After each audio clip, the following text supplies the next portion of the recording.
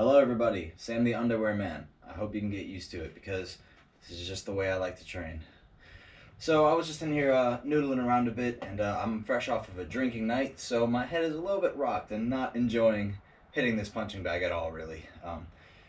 But I wanted to make sure I got some good moves in, and I wanted to take you with. And then, after hitting it a little bit, I was like, not really feeling it. Doesn't feel good. So I wanted to at least make something while I was here, so why not do something awesome for you guys, which is drop my favorite move on your heads. Now, if any of you know Samthedingus and his fight style, you know the round kick is everything. That's what I'm here to teach you today. One of the strongest kicks in my arsenal, the rear leg roundhouse kick. Popularized by many styles of combat. Chuck Norris, I don't know what he did karate, but roundhouse is what he's famous for. This is a technique I recommend you learn to both sides. Master every strike from every position. That's my advice for fighting. But in particular, being able to throw a good kick from either side means you can set it up based on your opponent. It gives you a lot of different options, you know, especially when you consider what stance your opponent is standing in, you know. So if it's orthodox versus orthodox, my opponent's back is over here.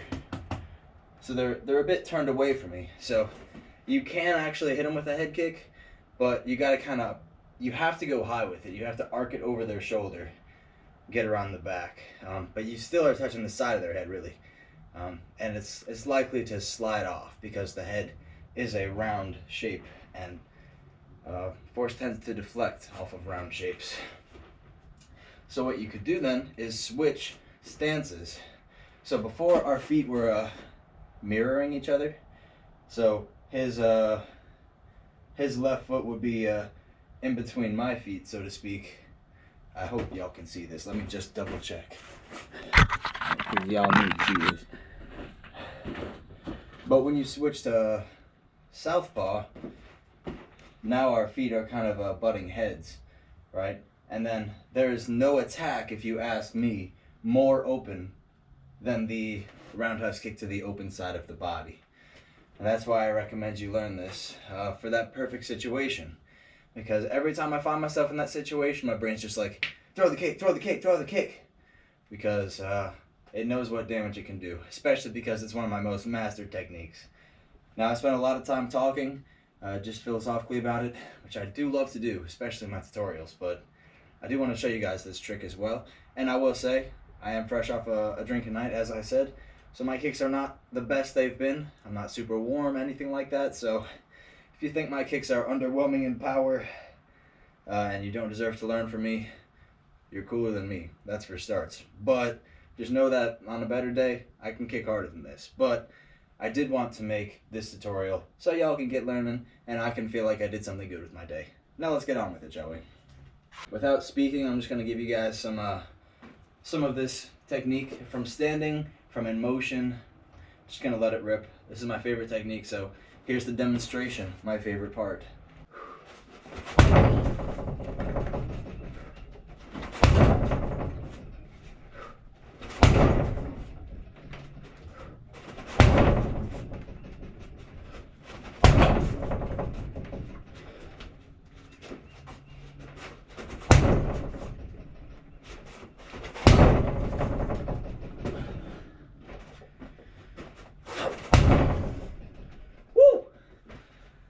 Love that slap, love that feeling.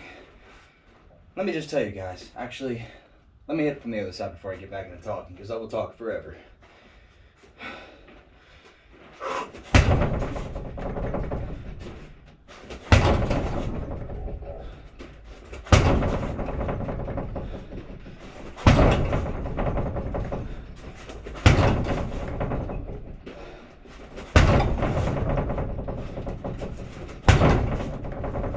As I was saying, in the process of saying before I stop myself, there is nothing more zen to me than just spending some time throwing my fucking legs at a punching bag.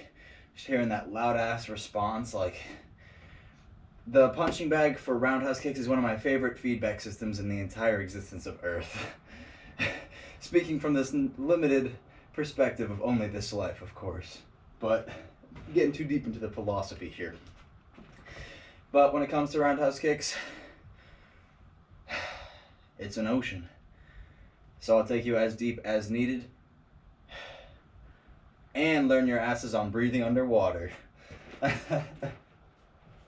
Now, I will attempt to make this educational as well as insightful.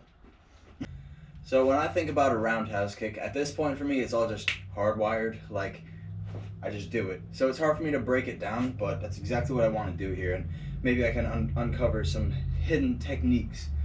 Now, I will say this also, philosophy-wise, you have to spend time in front of the bag yourself and put in those reps working.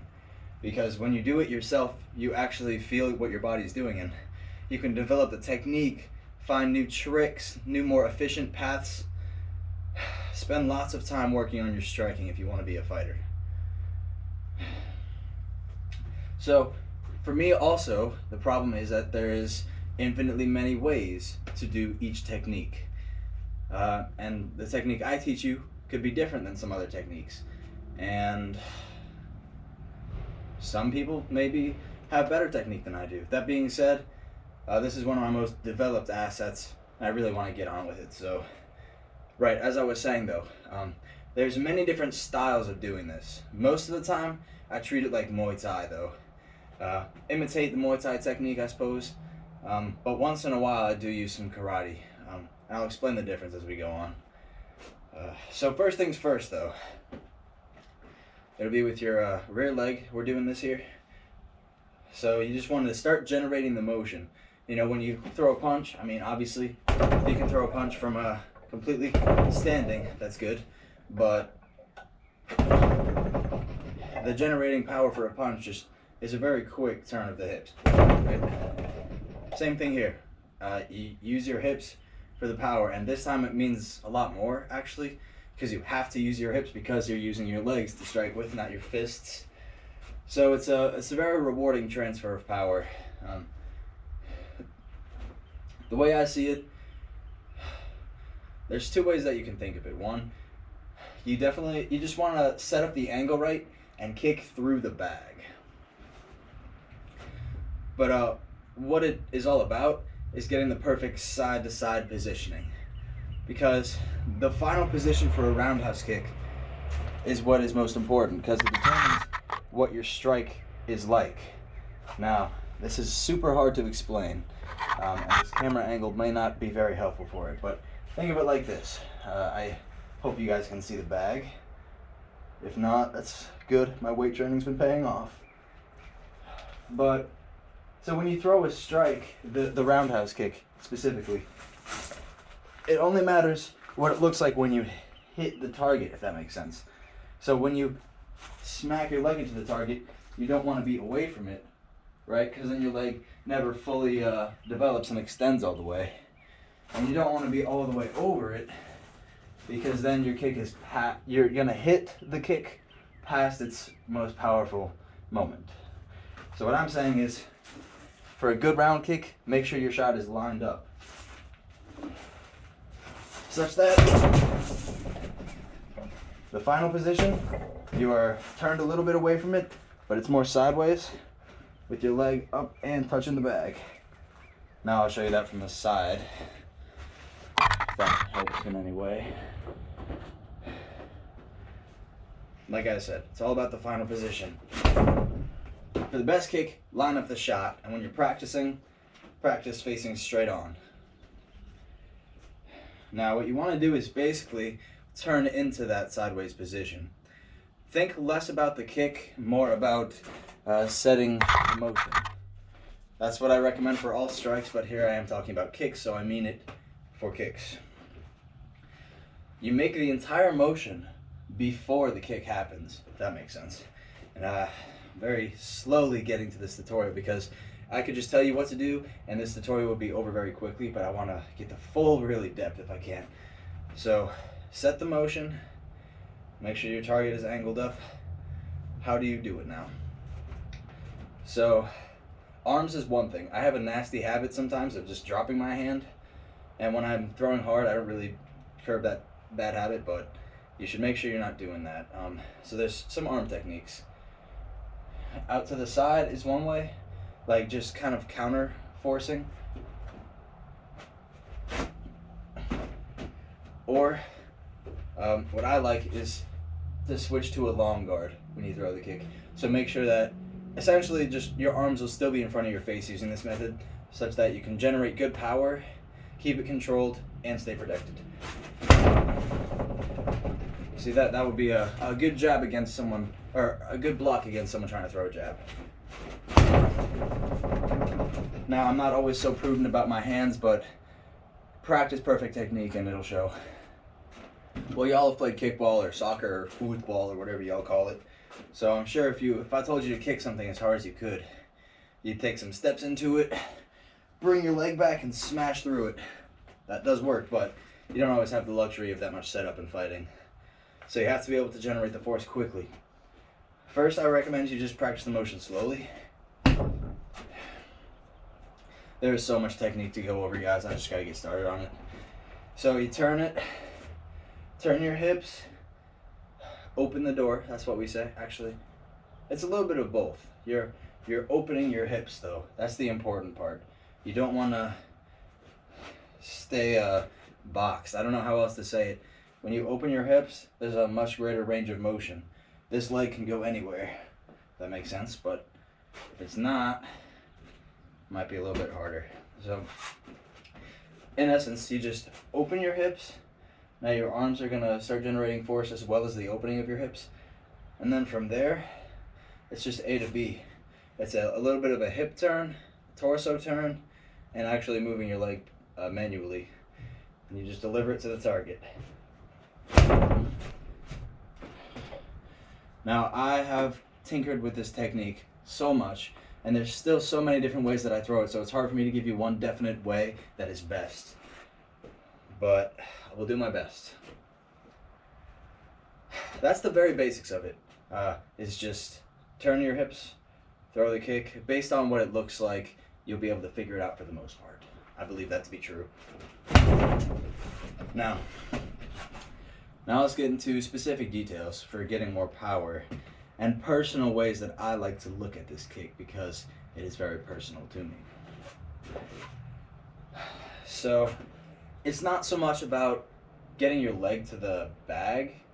Like I said, it's more about doing all the motions to make it easy, right? And then it should just be picking up your leg instead of throwing your whole leg, if that makes sense.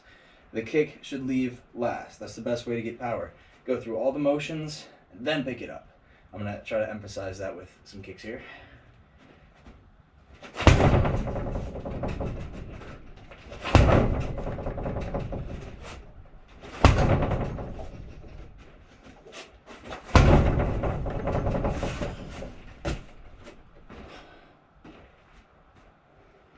Now, when you throw this kick, I should have mentioned this first actually. It's your lead foot. What it does is a pivot to allow this to happen. If you don't turn your body, you'll get zero power on this kick, and it actually just hurts a little bit. So what you want to do is spin on the ball of your foot, stay light, and use that as a pivot also to generate force. Pivot and torque everything the opposite way. Leave your leg hanging. That's how you throw a real good strike. It's loose first, and when it needs to be, strike hard and stay solid. But don't keep your leg heavy. You want to be like a whip, not like a hammer.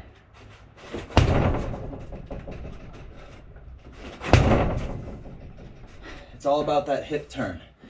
That's how you really drive through it, is with your hips. Now, like I was saying before about different styles. So, like I said, I like to imitate Muay Thai a bit whenever I throw my kicks, which basically means get your legs straight and really just rip through them with it. It's a much higher damaging technique. And the contrary technique to that, not necessarily in contrast, just a different technique, is the karate style, which is what I call it, which is quite literally just picking your leg up, going through all the same hip motions, but it's a chamber kick. Basically, you turn to extend, and that extension gives you power.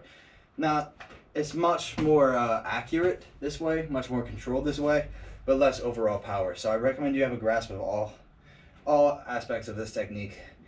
Muay Thai versus karate, I'll just throw a few at you. So first two are Muay Thai.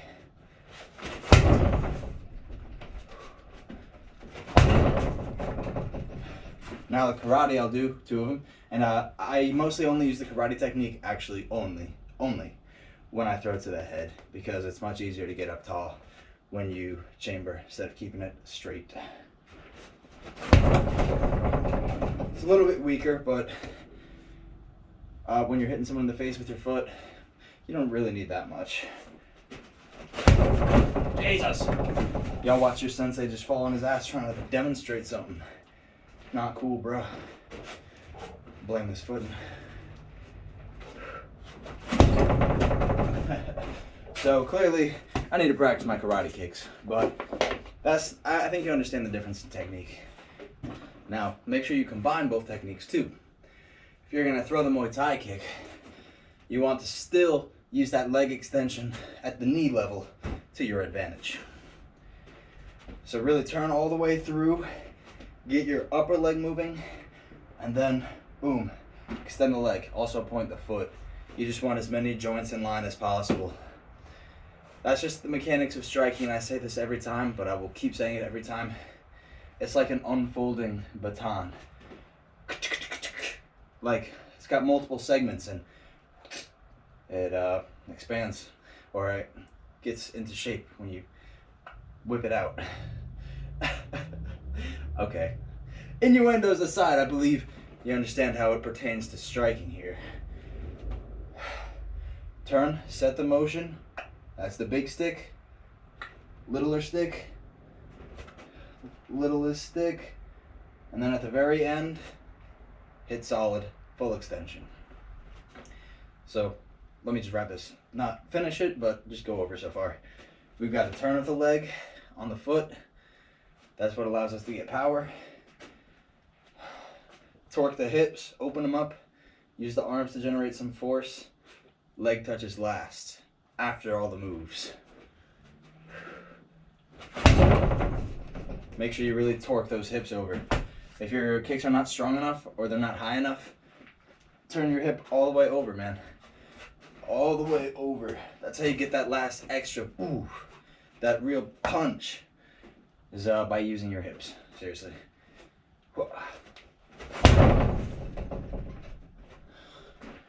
Requires very little effort to send this thing flying with a lot of noise once you get good at it. Now into my personal take on the roundhouse kick.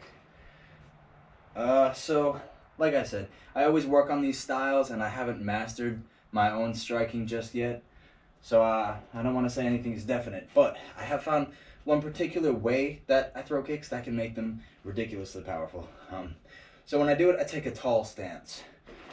Sometimes for punches I do this too. I feel like to maximize range and power, stand up taller. I couldn't explain why exactly, but that is also very similar to a Muay Thai stance. The weight being on the rear leg, really. Lets you stand up, throw good straight shots, check your opponent's low kicks as well. For me, it helps really make sure I get the driving force in my hips. Like I can really move through it when I focus on standing up tall. And I kind of like to keep that rigidity, like as much as I do say and mean, be loose when you're striking. There is something when I'm very intentional about standing up strong, I can really put a lot more force into the motions. And so try it out if you get the chance. Instead of being squatty with it, get a nice tall stance. I feel this also helps me push off the floor a bit more, which is where I'm going to next, actually. Be straight on, make sure you get all the full rotation, but this is something I discovered only a couple weeks ago, so I'm glad I waited to make this tutorial, and I'm sure I'll discover more later that I wish I could tell you about, but I will tell you about. I'm not on any drugs, I swear. It's about the path of the leg. When you're throwing this kick, remember all the technique I've said up to now, it stands, but the thing I like to add to it is don't think of just moving your leg to the target, hitting the punching bag. what I discovered is, with your kick leg, literally throw the floor away from you. Just like, I think you probably discovered this because I like to think about things from the flip angle, because I've done a lot of flips in my day, and I was like, how can I get just maximum power, maximum velocity? And I was like, there's always something you're forgetting. And luckily I figured this one out, because it's a very helpful tip. It does take a bit of awareness, I'd say, with how well connected you are to your body, but of course train that if you don't have it. So what I'm saying is, throw the floor away from you to get power. Like literally, just like you're picking up the earth in your toes and fucking hucking it, dude. Like just rotate the entire world. I don't know how to explain it other than that. I'll just throw it a few times. With this technique I recently just talked about, standing up tall, throw the floor away.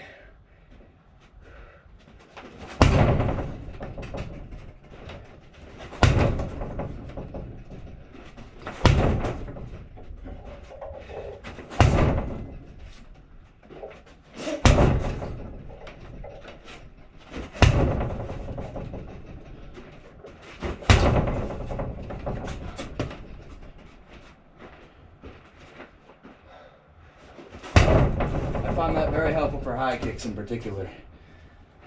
Throw that floor away from you.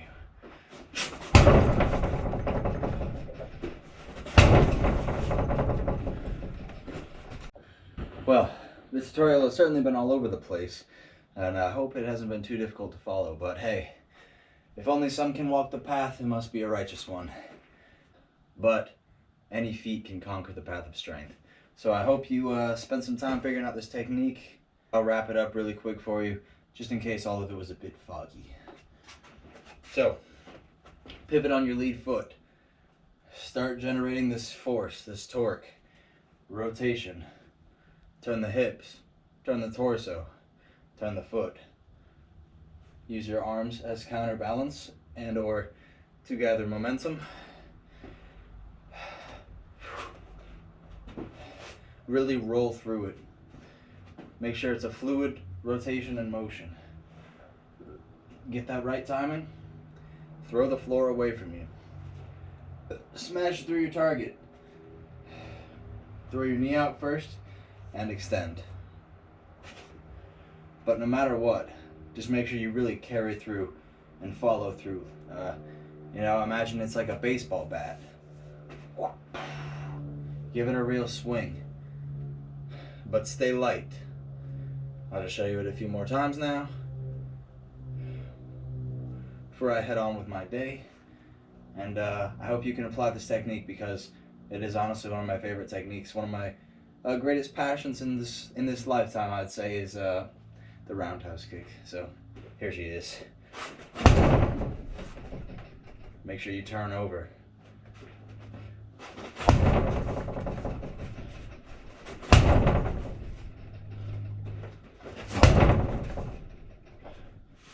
I will say this also though, now there is technique that is applicable in fights, which is always keep your defenses in balance check, which is just essential. But however, there's obviously ways you can generate lots more power in your kicks, but it leaves you a little more exposed to a counter attack. So hard to recommend using it in a fight. That being said, if you get some serious wind into this, or use some steps, what I mean is, with the arms, really swing your arms. You can make some serious counterforce. I just act like I'm going to do a flip, and I channel that into the bag. That's how I get strong. Because that is the source of my strength, it seems.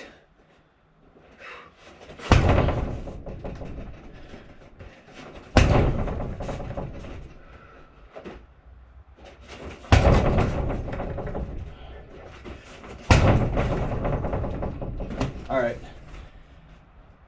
Thousands and thousands and thousands of times I've thrown this kick. And that might still be understating it, so don't think it can happen without any work.